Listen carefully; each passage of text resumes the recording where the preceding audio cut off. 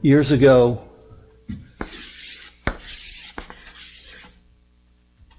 I would begin my seminars with a discussion about types, symbols, definitions, interpretations, things that would help us to understand Bible prophecy. And we had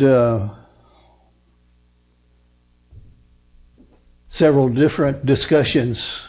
Here's a type that the Bible supports, Old Testament and New Testament, and certainly Ellen White supports this prophetic type or symbol of the full cup, what we refer to as the full cup principle. And in a few words, Ellen White says, God keeps a faithful accounting with men, listen, and nations. And when the cup reaches a certain level, judgment follows. Now, years ago, it was my understanding, and it's probably still the understanding of many today, though I've changed my mind and my appreciation of these things. I felt like God was standing there ready to lower the boom if people sinned too much, if nations went too far, if whatever. The judgment means that God would come and exact retribution. I don't believe that God curses people. I believe He curses the ground. I believe He curses, but not people. That does not mean that curses are not upon people. Not because, well, let's talk about Hurricane Katrina. Did God aim that hurricane at New Orleans, or was it just the day in time, in the course of time, when a big hurricane would strike New Orleans? I think the devil had a lot to do with it. Well, I think the devil is in the middle of these things, but I don't believe God formed Hurricane Katrina and said, I want you to go to New Orleans, don't veer right and don't veer left. And nevertheless, there are judgments that come. And what I want to do is take us back for a few minutes to an example in Scripture of a full cup time, place, and people. Now, God knew the time was at hand. God knew the time was just ahead. God knew all of this, and He came and paid a visit to Abraham and Sarah. And in the course of the visit, the angel of the Lord said to Abraham, we're here on a mission. We're going down. As soon as we leave you, I'm sending these angels down, and they're going down to Sodom and Gomorrah. And so Abraham said, that's not, I don't want you to do that.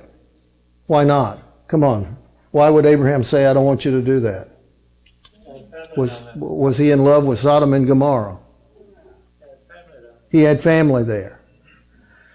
And Abraham kind of entered into a Jewish bargaining arrangement in which he said, I know you won't do this if there are 50 just persons there. And so the angel of the Lord said, okay. If there are 50 just persons, we won't pass judgment. Now, what does that say to you and me? That it is actually possible for God to intervene when otherwise something terrible was destined to happen. I believe that the volcanic activity that was going to follow was going to come unless God personally intervened by His word. I believe that. So Abraham thought about this and he said, well, what if there's 40? Well, okay, I wonder if there's 40. How far down in the cup or up the cup did we get? Come on. 10. If there are 10 just persons, and what did the angel of the Lord say? If there are 10 just persons, we'll call it off. Right? So when the angels finally got there, where was the cup for Sodom? Was it 10% full, or was it 100% full. How do you know it? How can you and I know, reading this account of Scripture, how can you and I know where the cup was?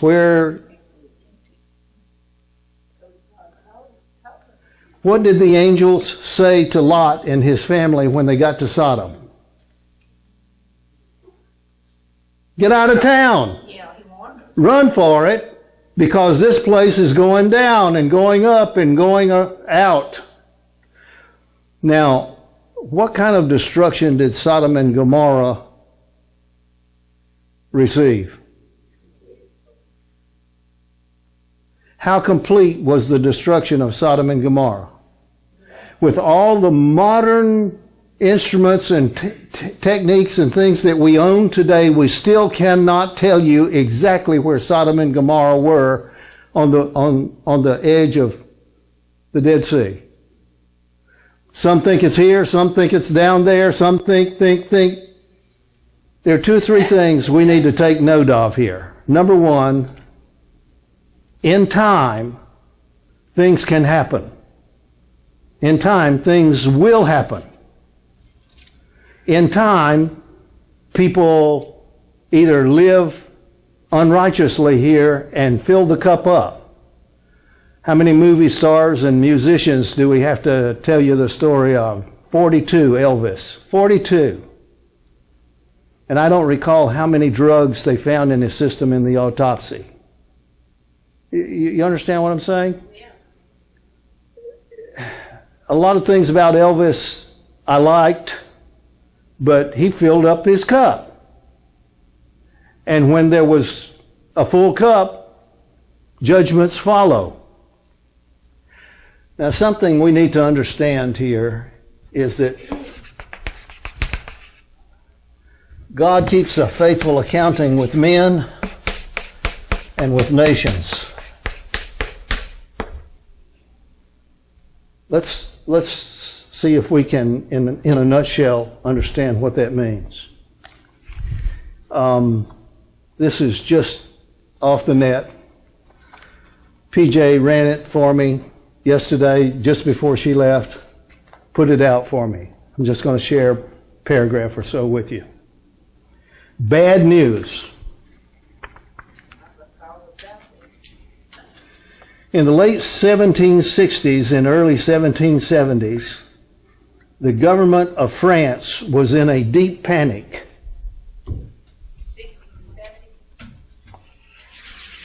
1700s, 60s, and 70s. About a 10-year period. The government of France was in a deep panic. They had recently suffered a disastrous and costly defeat in the 7 Years' War.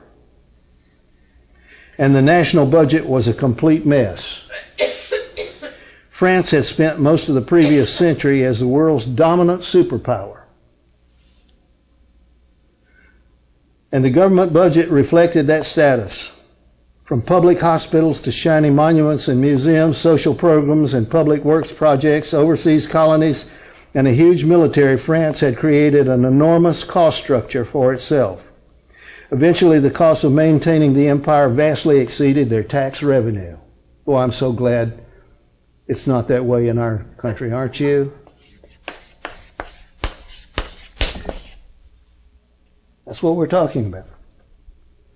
We're sharing an example of nations. Eventually, the cost of maintaining the empire vastly exceeded their tax revenue. By the late 1760s, France had not had a balanced budget in decades. Does any of this sound familiar? Debt was ballooning, interest payments rising, and the government of Louis XV was desperate to do something about it. There's a famous story in which the Comptroller General of Finances, this is the French government, summoned all the government ministers to make deep budget cuts. This is the evening news, folks. This is the evening news. Deep budget cuts, but no one could come up with anything substantial. The overseas colonies were too important to cut. They couldn't cut public hospitals because too many people were now relying on them. Similarly, they couldn't cut veteran pensions either. At the end of the session, they could hardly find anything to cut to make a difference. So where are we in this country today? All right? Now this is France, but back when France was a superpower or the superpower of the day. Had a worldwide navy. That before the French Revolution. Men and nations. This is real, and this is unreal.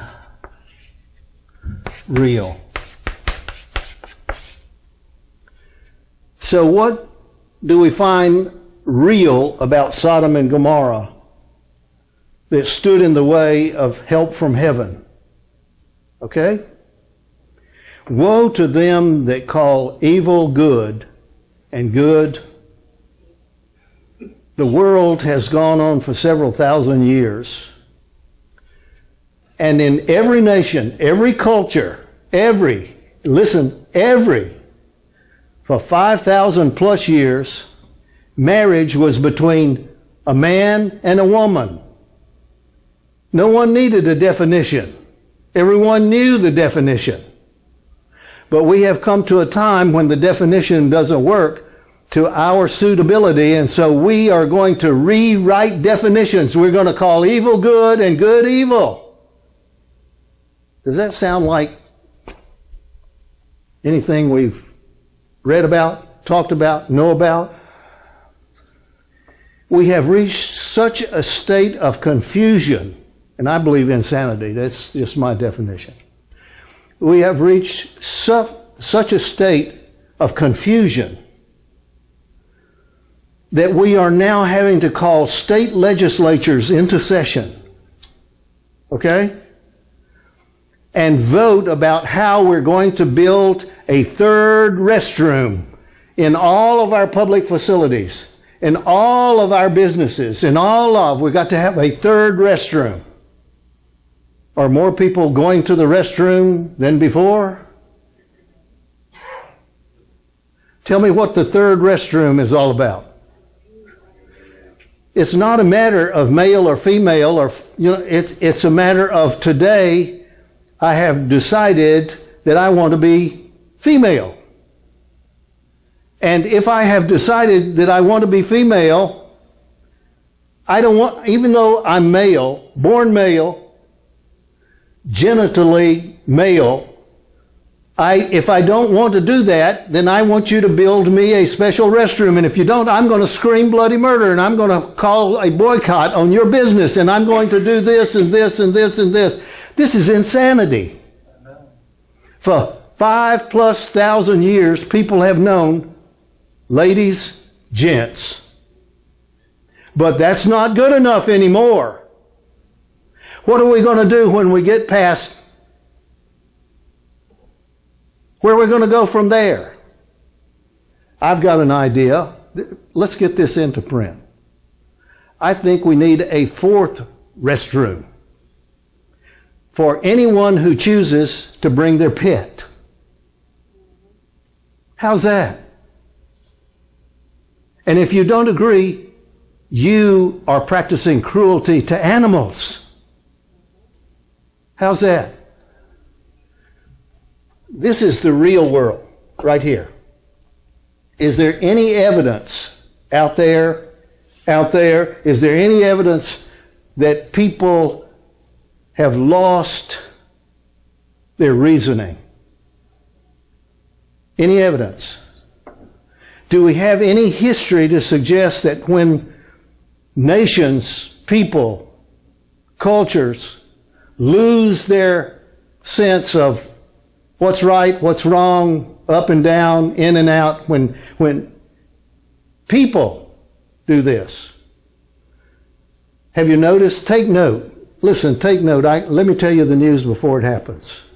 There will be another senseless crime. I'm coming into this crowd of people and I'm going to push the button. And I'm going to blow up as many people as I can. Well, but you're going to blow yourself? Oh no. Because I have been promised 72 virgins on the other side. You know what I'm waiting for? I'm waiting for that parade in any city, in any country around the world. I'm waiting for that parade where the guy is the star citizen, the star, and he is going down the street slowly in his convertible with everyone singing and everyone cheering, and his 72 virgins are following along behind his convertible. I'm waiting for it. Prove it to me. Just once, just one time. I'm asking the same thing Abraham was asking. And the angel of the Lord said, okay, 10. I'll take one parade. I would suggest to you prophetically and historically that the cup is full here. And what about nations? What we discover in history and in the Bible is that sinful humanity always strives to be number one. That came out of heaven. I want to be number one. I am number one. And I will be number one today and tomorrow and always. I will be number one. And so men are mimicking the one they worship. So if you're going to be a nation, you want to be number one. So you and I are here today, and here meaning we are alive, not only on the rock, but we are alive in a nation that is powerful, that has been wealthy beyond any nation in history. So where are we in this journey? Where are we? I've been a pest, kind of riding Tony's horse here for a few weeks. And I'm trying to illustrate in a simple chart, which is not simple, what I believe could be the reality of Daniel chapter 4. We've been moving this thing along since before the election was held in November. And the red check marks show that what I suggested was possible actually came to pass.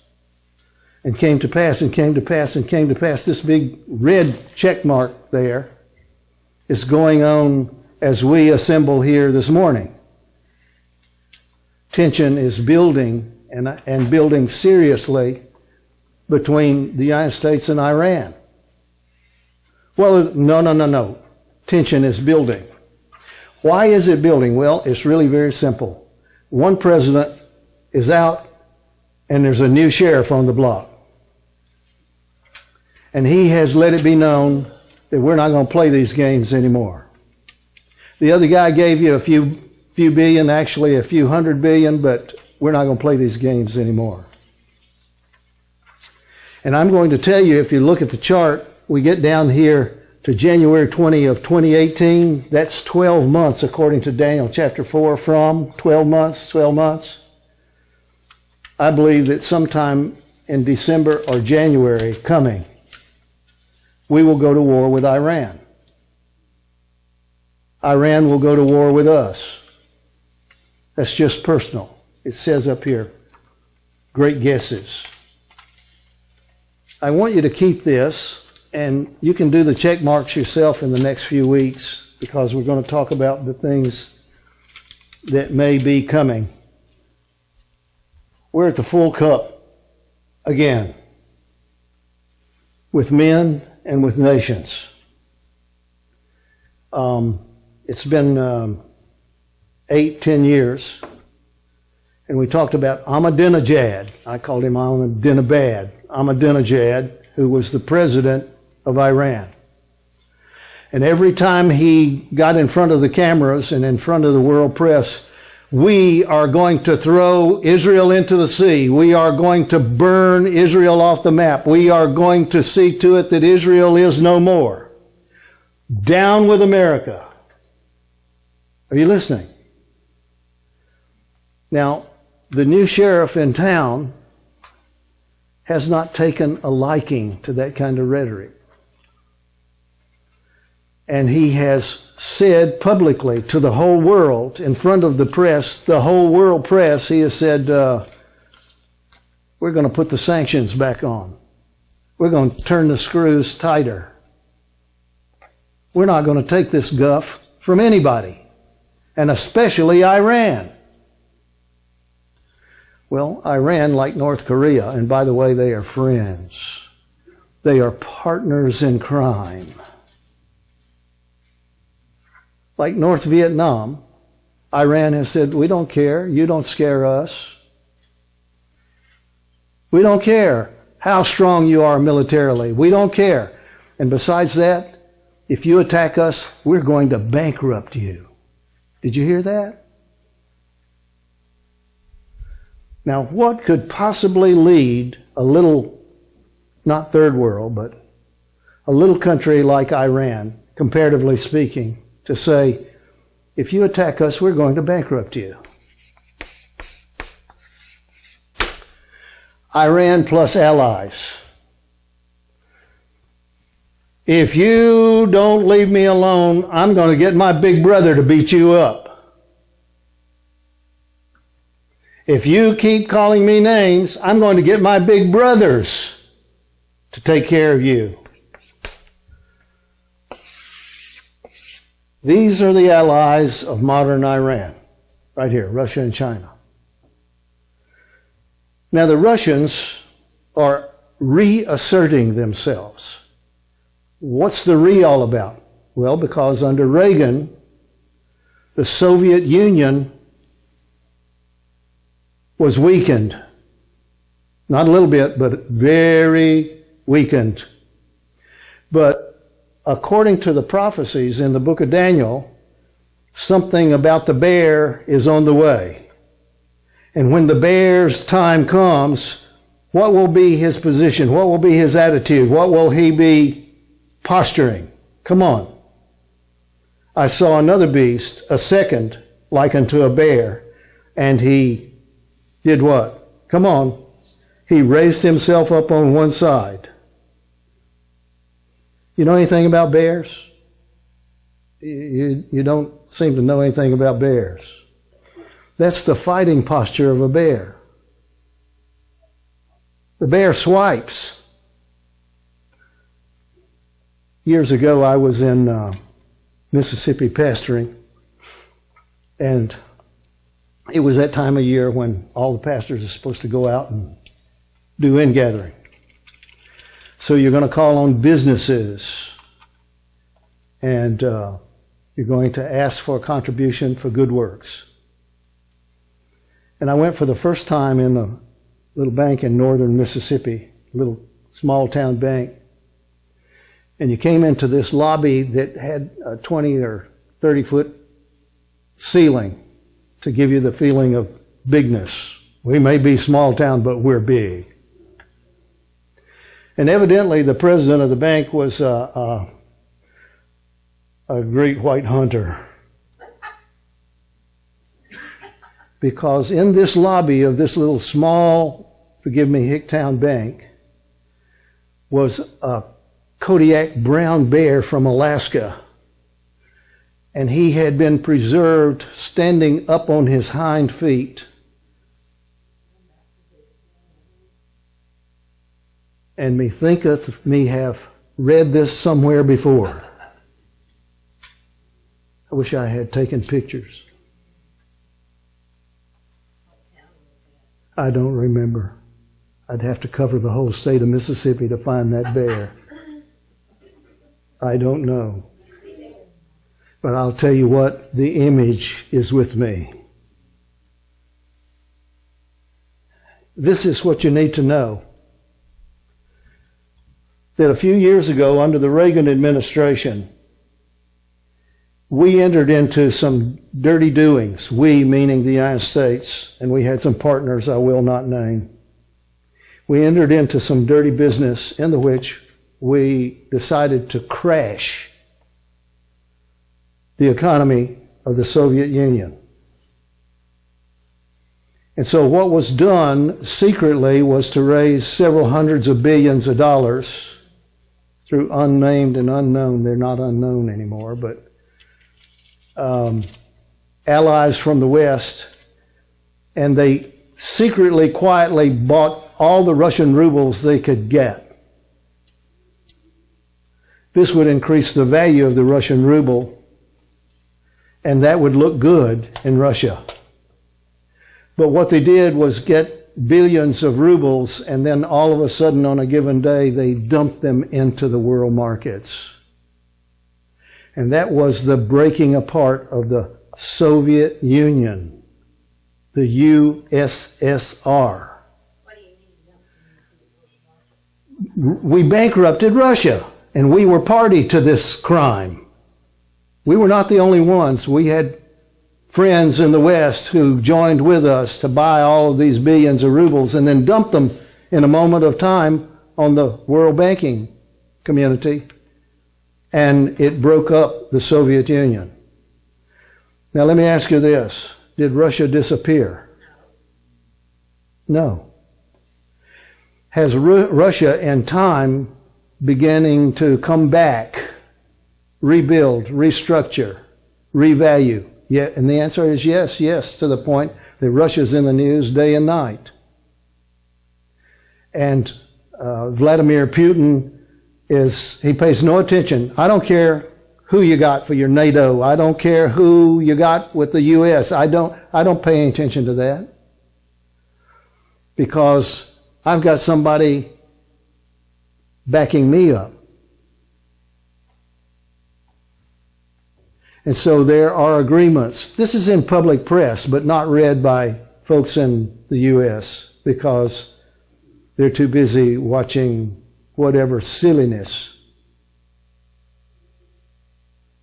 And so the Chinese and the Russians own billions of U.S. dollars. How about trillions?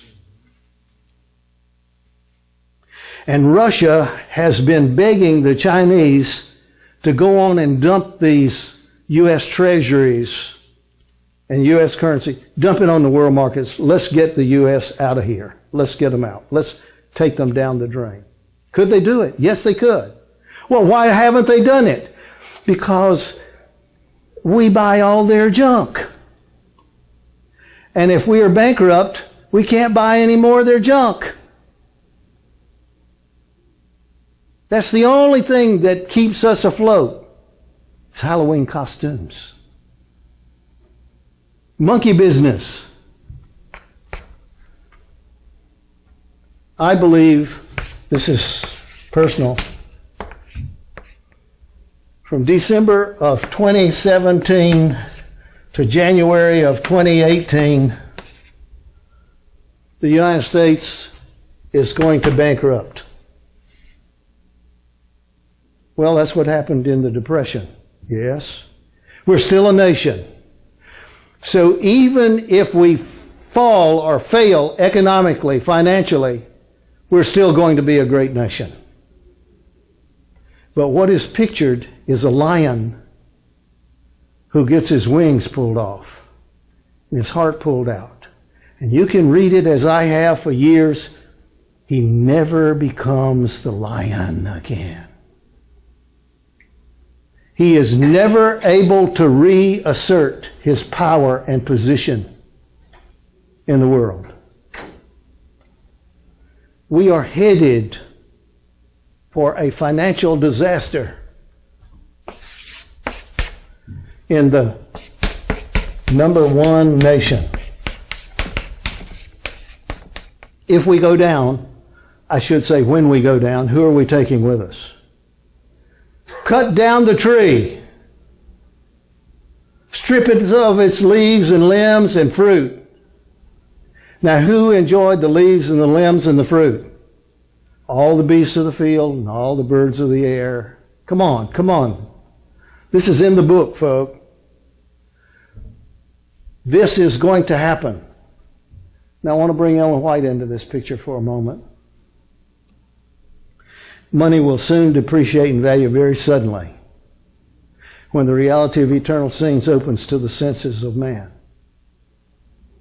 When all are looking forward to many years of worldly prosperity, suddenly as the lightning flashes from the heavens will come the end of their bright visions and delusive hopes. That has not happened to us yet. We're on the way. In each of the prophecies and visions in Daniel, the number one nation is us. Number one. We're the goat from the west. We're the lion with eagle's wings. And you keep going. I don't have the picture yet. We'll get Tony to pull it together, though, for you in the next couple of weeks. There are two dreams given to Nebuchadnezzar. That's chapter 2 and chapter 4. Followed by two visions given to Daniel. The two dreams and the two visions are about the same scenario, the same story, except more light, more information. There is something about Daniel chapter 4 that I believe fits the moment. And what we'll do in the next 2 or 3 weeks is we'll get Tony to just go online and pull up one of dozens of pictures, images of President Trump. And in some of these photographs, he's kind of leaning forward like this so they can get his hair in the picture. You listening? And there are all kinds of stories, whether they're true or not, I don't know, but I can see the photographs. And the photographs are, and there's a caption that we're going to put with it, "You, O King, are this head of gold." That's what Daniel said to Nebuchadnezzar in chapter 4. Not 4, in chapter 2, interpreting Nebuchadnezzar's first dream. You're this head of gold. You're this great tree. You are. Now what we have is a situation that is designed prophetically to take the U.S. down. Why would it be necessary in the devil's plans, reckoning, why would it be necessary to take the United States down financially, etc., etc., etc.? Why?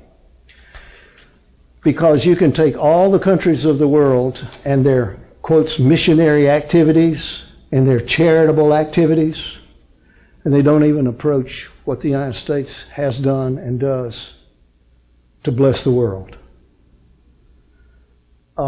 It's more than that. The reason we are the people we are in this country is because our forefathers left the shores of old Europe and came to a new land to establish themselves as free moral agents. So we came here to offer the world Protestantism. What was Europe? How was Europe controlled? By Catholicism, by the church. We're not going to have a nation over here on this side of the water that's controlled by the church.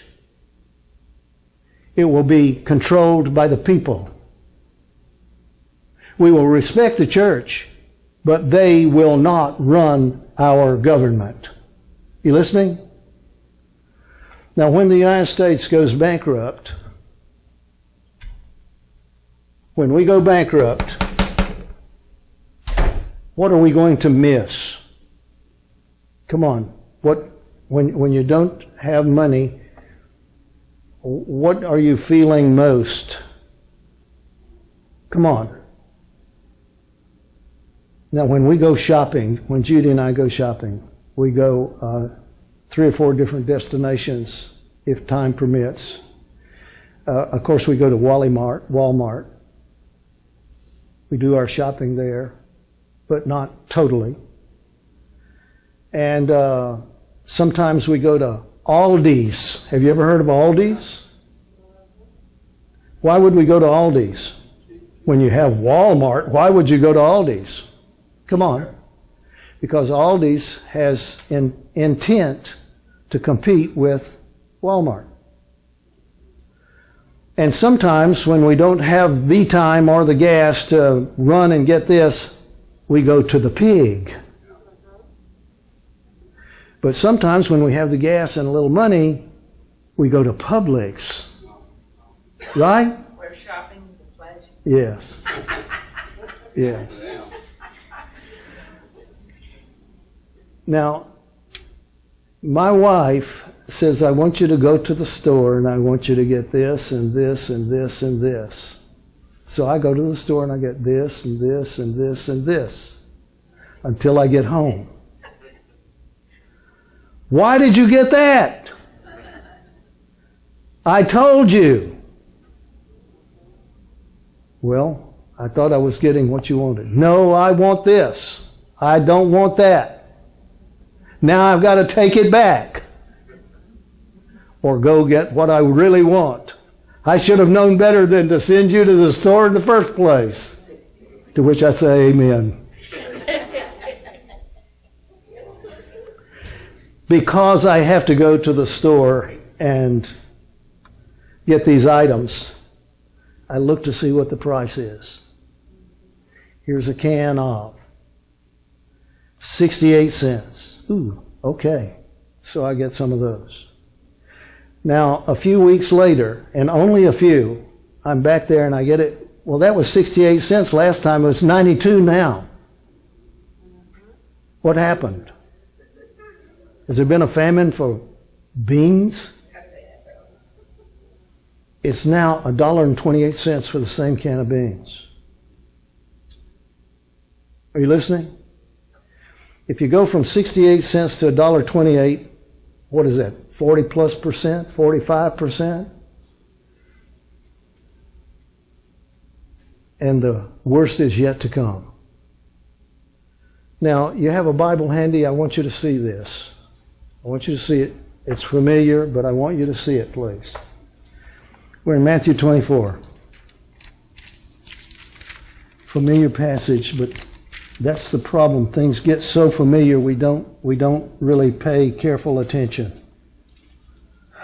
So I'm in Matthew 24:1, and here's the setting.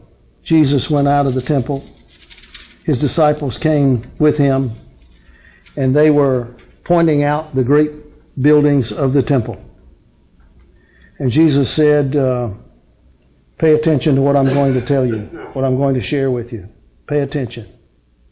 You see all these buildings, all these things? I'm telling you, the time is coming when not one stone that you're looking at will be left standing atop another. Now the disciples reasoned that this is the end of the world. We're still 2,000 years past this conversation. And there are still stones that were in the picture 2,000 years ago, still standing, still atop one another. So the time is coming when not one stone you're looking at will be left standing. So in verse 3, the disciples said, when is all of this going to be? What will be the sign of your coming in the end of the world? This has to be the end of the world. These great stones coming down? No. It has to be the end of the world. So Jesus warns about deception, and I want you to look at verse 6 with me. Ye shall hear of wars and rumors of wars with North Korea. But don't be troubled. All this is to come to pass, but it's still not the end. For nation shall rise against nation, and kingdom against kingdom. And there shall be, in connection or at the same time, famines, pestilences, and earthquakes. Now, what is the difference between nation against nation and famines, pestilence, and earthquakes? Come on, let's get our heads straight in this matter. Nation against nation is man's doing. famine, pestilence, and earthquake is not man's doing. No, no. Famine, real famine, is a natural disaster. Pestilence, diseases, these are natural disasters. So as Jesus is taking advantage of this opportunity to explain what the end is going to be like and how to recognize it when it arrives, he says there's going to be war and threats of war. Very troubling. Don't be afraid, because the end is not yet. But there will be famine, pestilence, and earthquakes in many places, diverse places, in many places. Famine, pestilence, and earthquakes, all these are the beginning of happy days. Come on, what does it say? Now, surely you have read this and seen what the Greek really implies and really says right here. For it shall be as travail that shall come upon a woman with child. Her time has come, and no one's going to save her out of it. These are not happy days.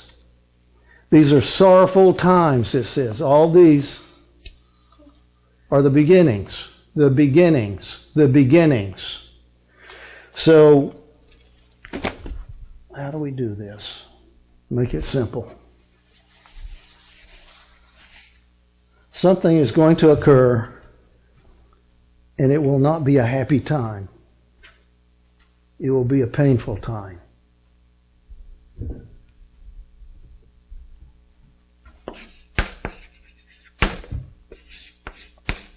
Humbled.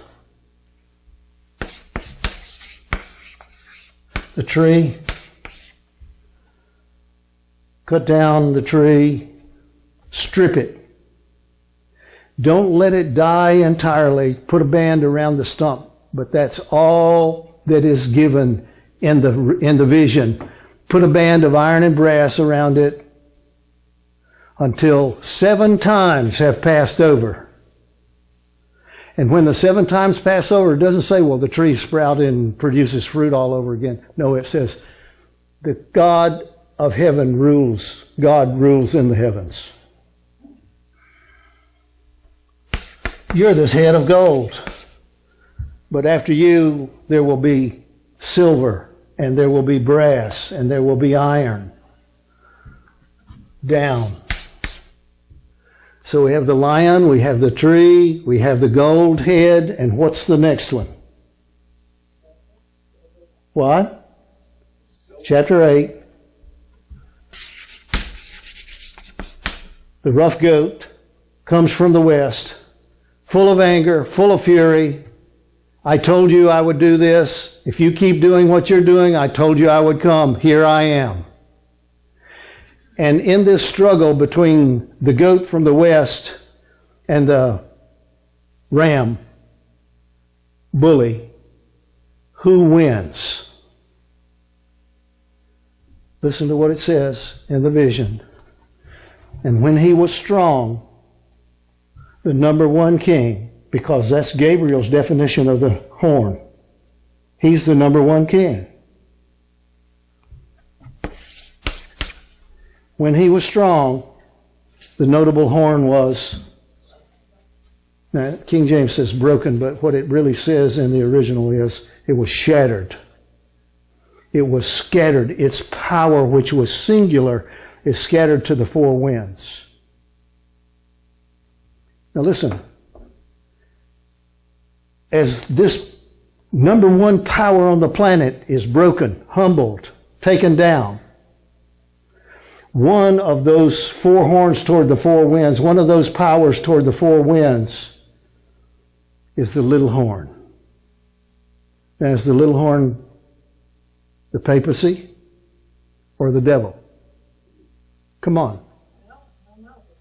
Well, if you get into Revelation, it says he spake great words, but the words were powerful because the beast gives him his words to speak, empowers him and his words. So something is going to happen to America that is going to take you and me out of the comfort zone And we will never, whether we live 1 more year, 2 more years, 5 years, 6 years, or 7 years, it matters not. We are going down as a nation. We are going to lose our influence, our prosperity, our strength, incrementally. We are going down. And there's no hint prophetically that we will ever return to our position of power. There's never anything that says, well, his wings came back. No, it doesn't say that at all. Never. This is what I want to get across to you and share with whomever. This will not be a happy saying. The United States of America could survive an economic collapse. We could survive an economic collapse. We did it in the Great Depression. We could do it again. It may take us 10 years like it did in the Great Depression. It may take us 15 years to get our energy and our strength and our economy back. But the United States, I believe, could survive an economic collapse. Economic collapse absolutely coming. Absolutely. Absolutely. But something is going to happen beyond the economic collapse that is going to take this nation down, and this is a powerful nation. Militarily, economically, in many ways, we are the number one power. Something is going to take us down from which we cannot come back. And I believe when this occurrence occurs, I believe the Russians and the Chinese are going to, in desperation, dump their trillions of US dollars into the world markets. Not because we told you we would just bankrupt you. No. I think something is going to happen that is going to cause not only Russia and China, but the rest of the world to dump their dollars as quickly as they can for whatever they can get. Are you listening? So this collapse is not simply a financial collapse. There is something that happens in this country. Something that happens that, along with the financial collapse, will take us down where we will never come back. Not as number one again. Now, if we follow the full cup principle, that whatever that's coming will be a natural disaster. So I have headlines and headlines and headlines galore and articles that are fresh virtually every week. And if you go to the right place on the net, every day, warnings, warnings, warnings. That this great fault line running through most of California and then splits and goes up through Oregon and Washington and British Columbia and into Alaska, this great fault line is both onshore and offshore, and the tension is building. And we have scientists with all kinds of fancy instruments, including satellite imagery, looking down, and they can drive a stake in the ground on this side of the fault and a stake in the ground on this side of the fault, and then look down with a satellite and measure at any moment of any day how far apart they're spreading. And if they move a micrometer, we can tell. The tension along these major fault lines, these zones right here, are in serious mode. Last week, the warning is out all up and down the West Coast. The warning is out because the major volcanoes on land, particularly in Northern California, Oregon, and Washington, and on up into BC, Canada, major volcanoes from Rainier to St. Helens are. So let's do a what if. What if sometime December to January coming, things take a twist and a turn for the worse here. I gave you the sheet of paper. Where is it? You have it. And the statement, single statement from the pen of Ellen White. Single statement. Let's look at it. We're standing on the threshold of the crisis of the ages. So there are two words in this sentence: threshold and crisis. In quick succession, the judgments of God will follow one another. That means one, bang, bang, bang, bang, one after another. Fire, flood, earthquake, with war and bloodshed. So let's put it all together. She's putting something together. We have some Californians here. Tell me which month of the year you get the most rain in California. Come on. It's January. January is the rain month for California. That doesn't mean they don't get any more, but that's when you can get. You do not get floods without rain. So we have some suggestion about the time of the year. Fire, flood, earthquake, war, bloodshed. Is God putting these things together for a reason? To tell us something? Let me ask you this. If you go through the Bible, when has the church ever been ready for the crisis? And while the bridegroom tarried, what about the church? How many went to sleep? They all slumbered and slept. All. The wise, the foolish, the whatever.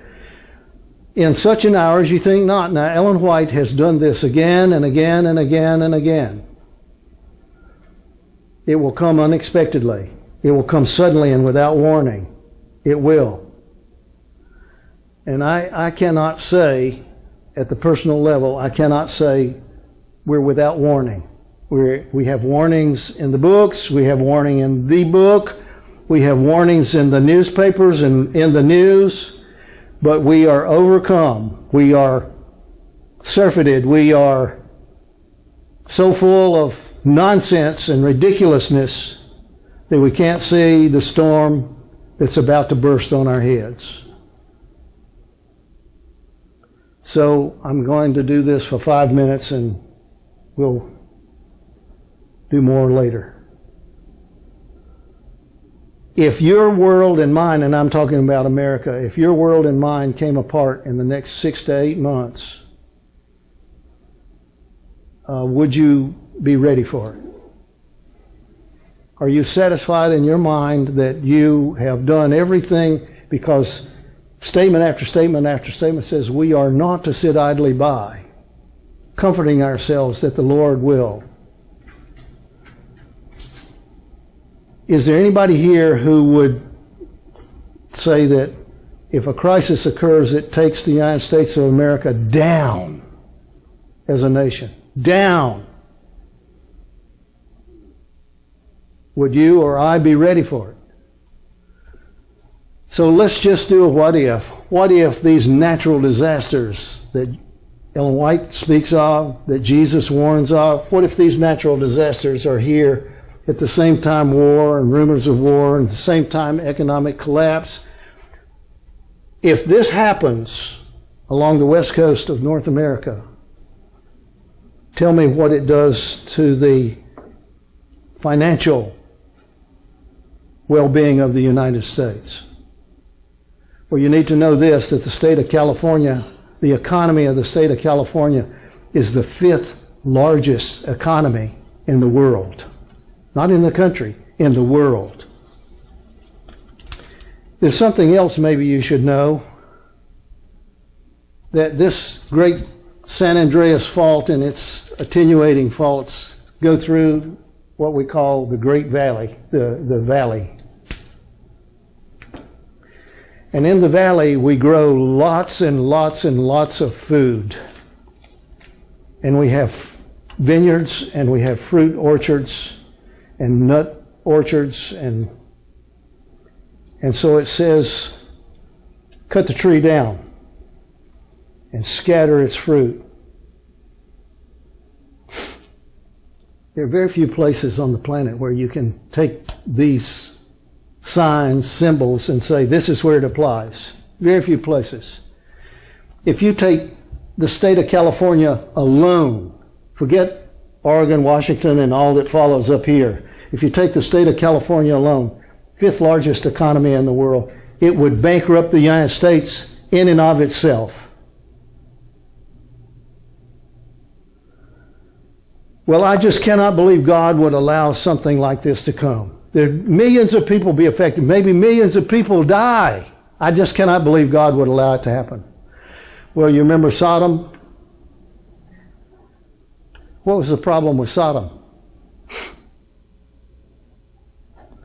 The very problem of the day. Well, California is a beautiful place. It's got some beautiful people.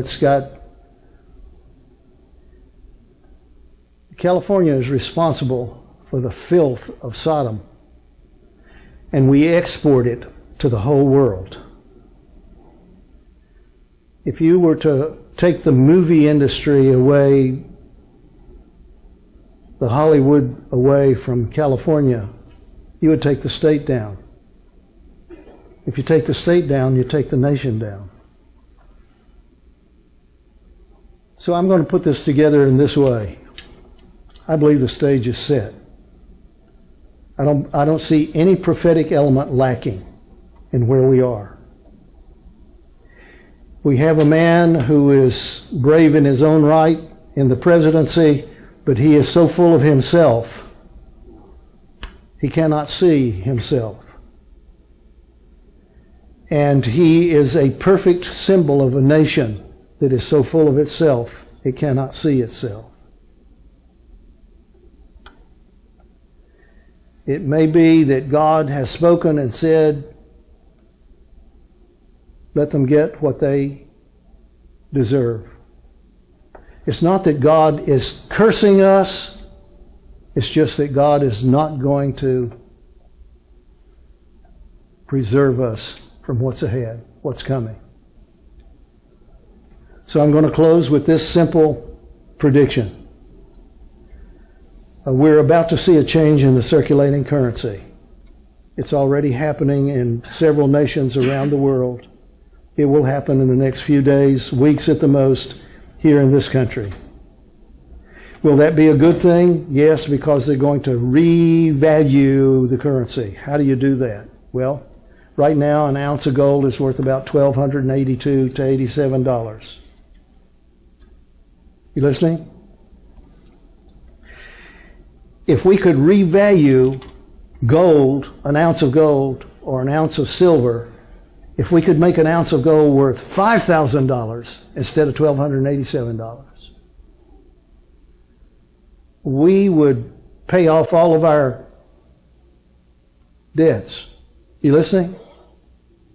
And we would go on a spending binge. We would just be dancing in the streets. I think it's coming.